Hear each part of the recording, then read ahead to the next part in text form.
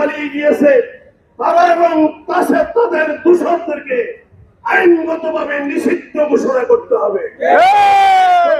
এবং জাতীয় পার্টি বিগত 17 বছর আওয়ামী লীগকে ক্ষমতায় রাখার জন্য, এই শাসন চালিয়ে দেওয়ার জন্য তারা সহযোগিতা করে নেই।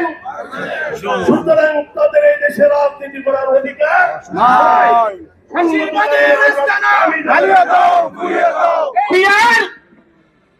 সংশ্লিষ্ট করতে হবে।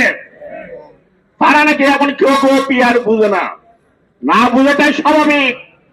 আজকে যারা পিয়ার বুঝে না তাদেরকে সরকার বুঝানোর জন্য আমাদেরকে 14 বছর আন্দোলন করতে হয়েছিল।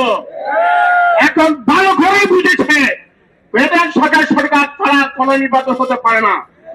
2 দিন পরে তারা বুঝবে এবং সেটা সময় তারা কেমন করছে। সম্মানিত বন্ধু, যে সমস্ত সারা আর স্বীকৃতি আদায় করে আগামী ফেব্রুয়ারিতে নির্বাচনটা অবশ্যই অনুষ্ঠিত হতে হবে। আমাদের সম্মানিত দায়িত্বশীলদের মাধ্যমে আজকে আমাদের সমাবেশের বিষয় সম্পর্কে অবহিত হয়েছেন। আমি সেই বিষয়ে কথা না বলে আমাদের মিছিলের কার্যক্রম আমরা শুরু করতে চাই। প্রিয় সংগ্রামী জনতা, আপনারা জানেন আজকে সারা বাংলাদেশে জামাত ইসলামীর সকল উপজেলায় আমাদের বিক্ষোভ সমাবেশ অনুষ্ঠিত হচ্ছে এবং বিক্ষোভ মিছিল অনুষ্ঠিত হচ্ছে। সেই ধারাবাহিকতায় আজকে হাটহাজারী উপজেলায় আমাদের এই কর্মসূচি। এই পর্যন্ত আপনারা আমাদের এই সমাবেশ বাস্তবায়নে যে সর্বাত্মক সহযোগিতা করলেন, আপনাদেরকে উপজেলা সংগঠনের পক্ষ থেকে মোবারকবাদ এবং ধন্যবাদ জানাচ্ছি। সরকার বুঝতে পারেন নাই, জনগণের কাছে পরাজিত হয়ে মেনে নিতে হয়। আমাদের দ্বিতীয় দাবি হচ্ছে পিয়ারের মাধ্যমে নির্বাচন হতে হবে। আমাদের তৃতীয় দাবি হচ্ছে যত জুলুম নির্যাতন হত্যা গ্রহণ করা হয়েছে প্রত্যেকটার বিচার করতে হবে। আমাদের দাবি হচ্ছে আওয়ামী লীগের দোষর জাতীয় পার্টি সহ 14 দলের সকল কার্যক্রম নিষিদ্ধ করতে হবে। সংগ্রামী জনতা, নির্বাচন কমিশন বলেন সংবিধানে পিয়ার বন্ধে কিছু নাই। আপনাকে বলতে চাই, আপনি কোন আইনে নির্বাচন কমিশন হয়েছেন? আপনি জানেন যে সংবিধানে ও আইপিওতে পিয়ার পদ্ধতি নাই। আপনি যেভাবে নির্বাচন কমিশন হয়েছেন তার সেভাবেই পিয়ারের মাধ্যমে নির্বাচন দিতে হবে।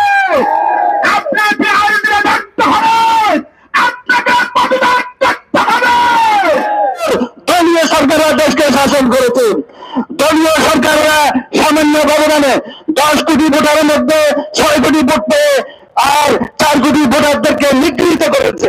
তাদের রাস্তা মেরামত করে নাই, তাদের স্কুল মেরামত করে নাই, সামাজিক প্রতিষ্ঠানগুলো মেরামত করে নাই। এরপরে দলীয় সরকাররা এই 53 বছর আমাদেরকে অবহেলিত করেছে। পিয়ার পদ্ধতি হলো জনগণের সরকার। এই সরকার যদি বাস্তবায়ন হয় তাহলে প্রত্যেক মানুষে তার ইনসাফ ভিত্তিক রাষ্ট্রীয় সুযোগ সুবিধা ভোগ করতে পারবে। সুতরাং বাংলাদেশ জামাত ইসলামীর এই পিয়ার পদ্ধতির অনুসরণ করে বাস্তবায়ন করার জন্য সকলের ঐক্যমত আহ্বান জানিয়ে ন্যায় ইনসাফ ভিত্তিক সমাজ প্রতিষ্ঠার জন্য সংগ্রাম করে এসেছে।